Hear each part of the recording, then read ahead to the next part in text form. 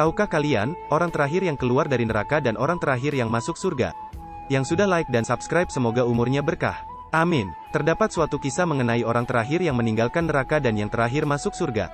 Bahkan ketika nama orang tersebut dipanggil untuk masuk surga, maka penghuni neraka lainnya akan menangis. Orang tersebut adalah Juhainah. Juhainah adalah salah satu orang yang beriman, namun dia harus disiksa terlebih dahulu di neraka karena telah melakukan banyak dosa. Meskipun membuat penghuni neraka lainnya menangis, namun di sisi lain ketika Rasulullah Shallallahu Alaihi Wasallam menceritakan kisah ini, beliau tertawa lebar hingga gigi gerahamnya terlihat. Abdullah bin Mas'ud radhiyallahu anhu, dalam riwayat Muslim, pernah mendengar Rasulullah Shallallahu Alaihi Wasallam bersabda, "Sesungguhnya aku benar-benar tahu penghuni neraka yang terakhir kali keluar darinya, dan penghuni neraka yang terakhir kali masuk surga.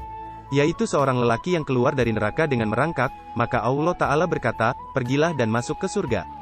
Maka, orang itu pun datang ke surga, namun terbayang olehnya bahwa surga telah penuh.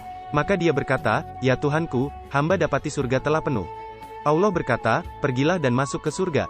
Maka, dia pun datang ke surga, namun terbayang lagi olehnya bahwa surga telah penuh. Maka dia kembali lagi seraya berkata, ya Tuhanku, hamba dapati surga telah penuh. Maka sekali lagi Allah berkata, pergilah dan masuk ke surga.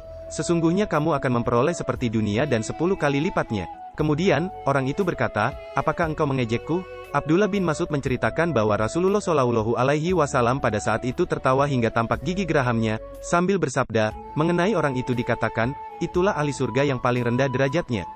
Ibnu Mas'ud, dalam riwayat yang lain menjelaskan alasan Rasulullah Shallallahu Alaihi Wasallam tertawa. Kemudian beliau menjawab, karena Tuhan semesta alam pun tertawa, lalu berkata, aku tidak mengolok-olok kamu, tetapi aku maha kuasa atas apapun yang aku kehendaki. Sementara itu, ketika nama Juhainah dipanggil untuk masuk surga, maka penghuni neraka lainnya akan menangis.